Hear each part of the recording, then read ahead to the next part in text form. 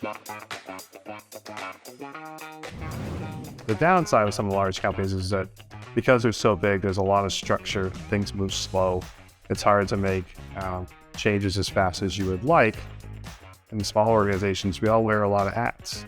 So I have to empower our folks to make those decisions. Not every decision should come to me. One of our core founding beliefs was how can we, create a platform that allows providers and payers to exchange information more seamlessly. Eric Demers is the CEO of Madaket Health. He believes we can transform healthcare delivery through the power of data and interoperability. With more than 25 years of global healthcare experience, Eric has built and scaled leading technology and service companies from early stage to Fortune 100. Small companies tend to be much more innovative in terms of their ability to try new ideas, bring things forward that others wouldn't have gotten to yet. A growth-minded leader, Eric has founded 3 companies and exited 2. Eric previously served in strategy-focused executive roles at IBM, Acreon, MedDecision, and Orion Health. He is a graduate of Brandeis University and the George Washington University School of Medicine and Health Sciences. We have a lot of disparities there, especially within cities, rural areas. Make sure we can iron that out, and the data will help us there. Now, let's join the conversation as Eric Demers shares his thoughts about how to make the increasing amounts of data more accessible and more useful at every phase of the healthcare journey. Welcome, everyone, to Day Zero, Think Medium show. We're focused on innovation and talking about companies that are doing very innovative things. I'm joined today by Eric Demers, who's the CEO of Madaket Health. Eric, great to be with you. Great. Thanks for having me. Yeah, absolutely. Well, you've got an interesting story, very interesting company, and an interesting story as well about timing of when you joined and some of the challenges and opportunities. But before we jump into that, tell us just a little bit, Eric, about yourself. Where did you grow up and where did you go to school, and a little bit of your personal background? Yeah, I'd be happy to. Thanks for having me on the show. I grew up in Massachusetts, born and raised up here, just north of Boston. Went to graduate school in Washington, D.C. at George Washington to get a master's in health administration. Did my undergrad at Brandeis University just outside of Boston. I've been in the healthcare field pretty much since leaving graduate school. My whole career, traversing my way through payer, provider, tech companies, finance, and a whole bunch of everything in between, including international health. So I've spent my whole career, chasing it. I really have a passion for it. Always trying to improve the system, look for ways we can do things a little better. Or can we take some, cues from other countries and do something here? I'm really looking forward to how do we improve the healthcare system as we move forward. Yeah. So, Madaket is a, innovative venture-backed company. With your background, also, you've worked at large companies such as IBM earlier in your career. What were some of the learnings that you had from your experiences with kind of larger, global companies, and how did you take those experiences and how transition into working for a smaller, more innovative company and as a leader, as a CEO? Yeah, it's definitely apples and oranges when you talk about those types of organizations. One of the largest in the world to more small, innovative startup. When I was at IBM, was a great company to work for. To be candid, I really enjoyed my time there. They have so many resources, and their reach is really beyond what most organizations can touch. So you're exposed to so many awesome opportunities, whether it be within the U.S. system or outside the U.S. And it gives you a different perspective, right? You get to walk in and spend a lot of time with executives, whether it be large health systems, large payers, heads of countries, from a healthcare perspective, and really, understand their day-to-day problems and how they pull those things together. So the reach was terrific. The downside of some of the large companies is that because they're so big, there's a lot of structure, things move slow. It's hard to make changes as fast as you would like, personally, not organizationally, especially when you're working with a client on something. Do you have the flexibility to go outside the norm and do something totally different? Maybe, maybe not. It's a little harder from that perspective. And when you come down to, smaller organizations, it's definitely very different. I think one of the biggest challenges for a lot of folks who come from big companies to small is the fact they just don't have any resources. Or as many resources. You don't have a whole marketing department, you don't have a whole legal department, you don't have a compliance department, you don't have a whole massive sales team. you wear a lot of hats, right? You are basically all those things at different times. You bring folks on to your organization to help expand and move forward. So from that perspective, you have a lot of accountability. You have the ability to implement the things you want to implement, whether it's good or bad. Sometimes they work, sometimes they don't.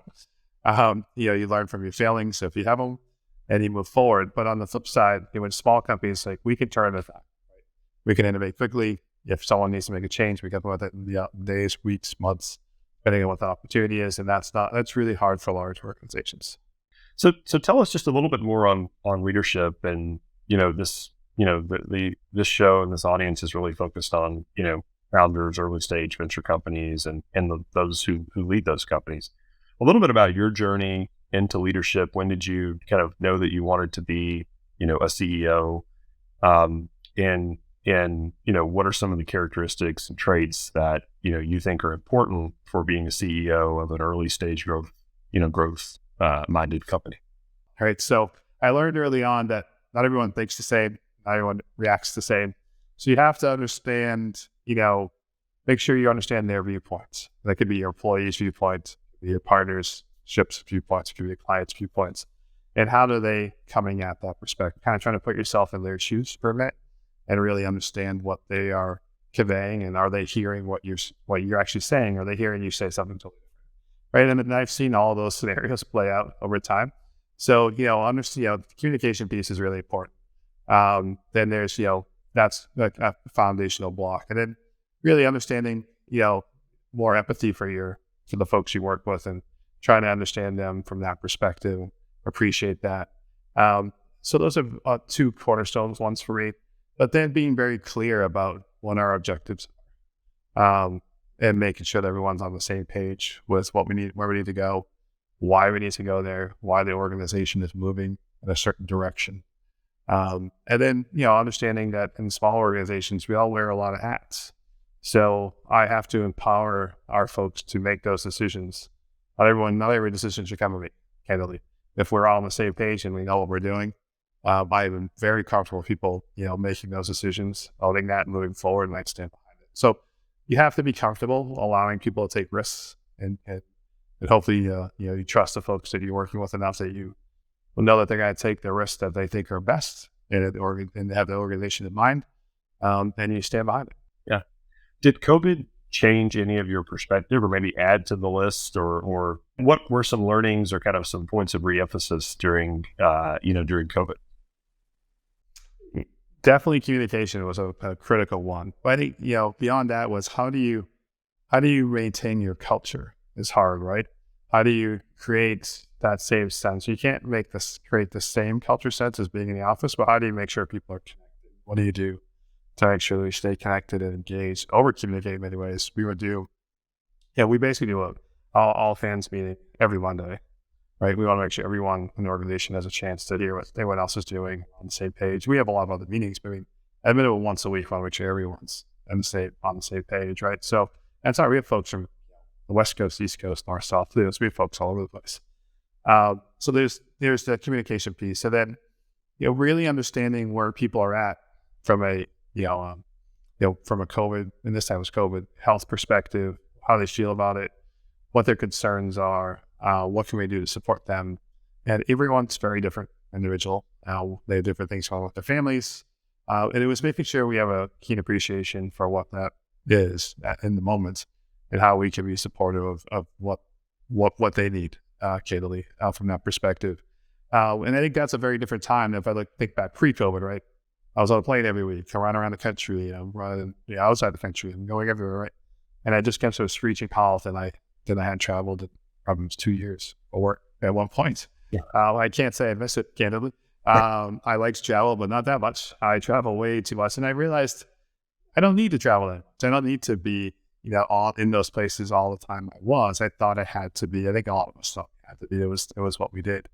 And our clients didn't expect us to be there, and your employees expected to go do things. So I think everyone's mindset shifted over time, and then now it's now it's about learning how do we find the right path forward. Let's talk about Madaket and Before we talk about the company, I've got to ask you about the name and the origin of the name. I'm imagining, someone sitting on the beach, off the coast of, Massachusetts and Nantucket, and just kind of envisioning this idea and naming the company. But tell me if that's a correct assumption or not. It's not too far off. It's definitely named after Madaket Beach on Nantucket. And the reason is the founder of the organization, Jim Doherty, his wife's family was like an original family on the Mayflower, go way back to the early days. And their family settled in that area when they as time went on. So Madaket and Madaket Beach had a special place in their family's history in his heart. And when he founded the company, he thought it'd be cool to bring that forward, and that there's a lot of history there for him and their family.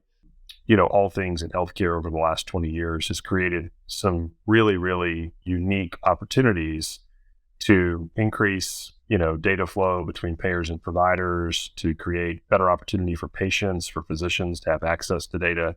And the at least to date, the realization of those opportunities have not matched the opportunities. Good progress, but what can be done when we think about the future is probably less than has been done to date. And Madaket is a company that's looking to bridge that gap in many, many ways. But tell us a little bit about the company and a little bit about how you operate kind of within that construct of helping payers and providers access data and use it interchangeably together. Yeah, definitely. We have a strong belief about eliminating unnecessary items, tasks, work, whatever you want to call it, from an industry perspective that takes away time from care, any care setting. I don't care what that setting is, but it's making sure we allow folks to do what they intend and want to do, which is spend more time with patients and moving that side of the business forward. Unfortunately, and just in the U.S. healthcare system, we have a lot of checks and balances. Maybe sometimes we check our checks and balances too many times, and it creates a lot of redundancy, a lot of onerous work on all sides. And so one of our core founding beliefs was, how can we, create a platform that allows providers and payers to exchange information more seamlessly and an organized fashion without having to repeat that for every instance that they do going forward. So as an example, if you're a provider organization and you're working with, a bunch of insurance companies, on behalf of the patients that you're seeing, you might work with 20 or 25 different insurance companies. So that's not uncommon. In order to do that, a lot of providers must have to go through a lot of business requirements in order to be enrolled with those payers, to be on a fee schedule with those payers, to be eligible, to make sure that payers have to make sure that they are in good standing, that they are credentialed in the states, that they have the proper licensing to do what they're supposed to do, that they are who they say they are, in a very simplistic way. And then once they iron all those pieces out, then they can go forth and do the work they all require, which is to see patients. And over time, you have to continue to check on those things on all sides, make sure nothing has changed and everyone's in good stead. And as you would imagine, there's a lot of work involved here. It takes a hefty amount of time and for all sides to come together and exchange that data. And the challenge with modern data is it's, historically it's not organized in a electronic fashion. Particularly on the provider side, they would have had, files, literally files, Excel spreadsheets, emails, all kinds of stuff with all this information. They could be in multiple locations if they have multiple practices. So how do you pull all that data together and then be able to automate that sending to the payers and enable that communication back and forth with the payers? So that was kind of the ethos of where we started the business. We got into that business creating a platform that would allow the providers to ingest and put all their information into a single place.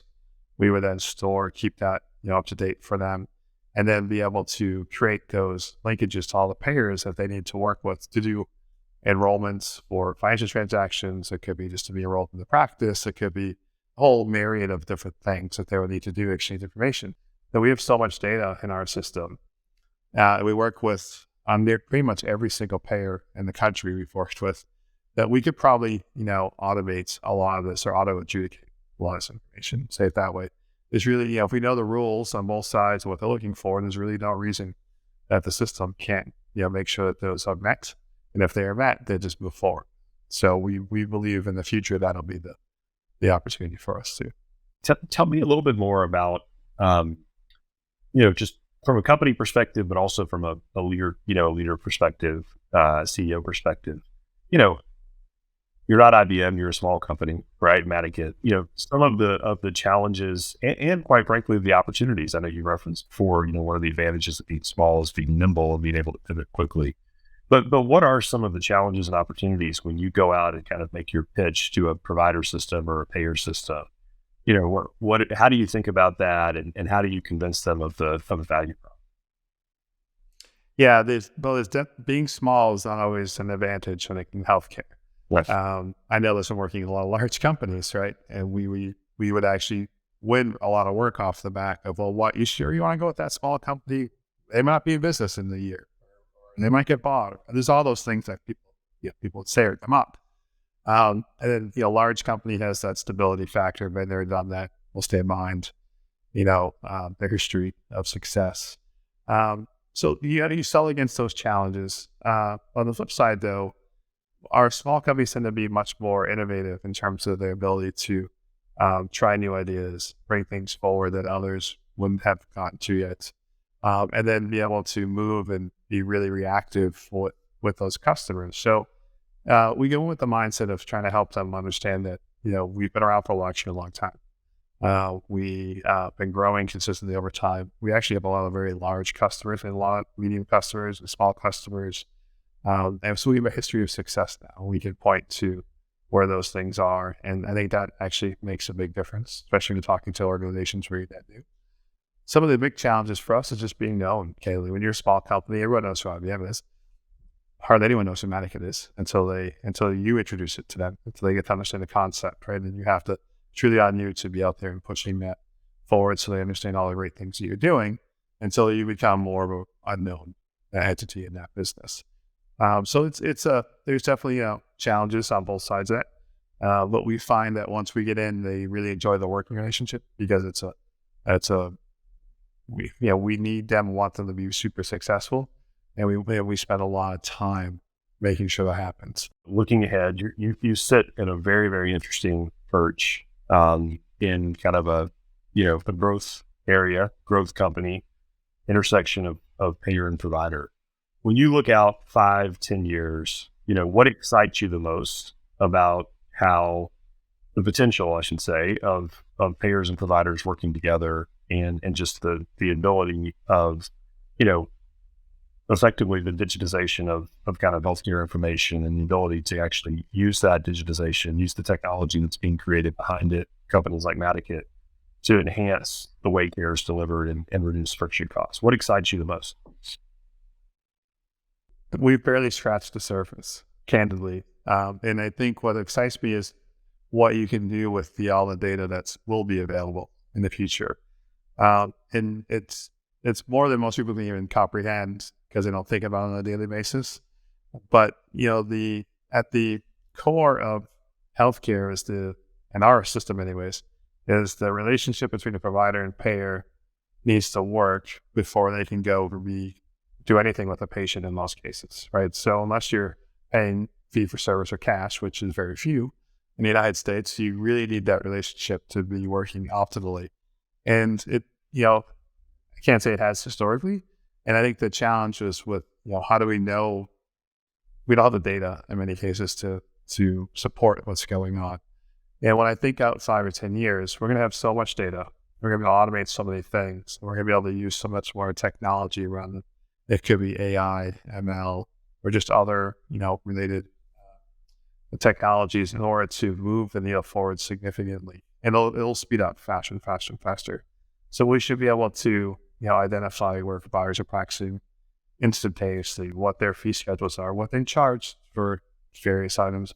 What does that mean for a consumer? Where should I go get my care? What's the best spot for me? Where should I tailor that? What's the closest proximity to my house? We can do that with almost every other industry technology. Now we can log on and really help us or iron out what we need instantaneously and make a good decision. We're working though. So I think this information will help consumers make much faster, better decisions about their care, what's best for them. It's more personalized from that perspective.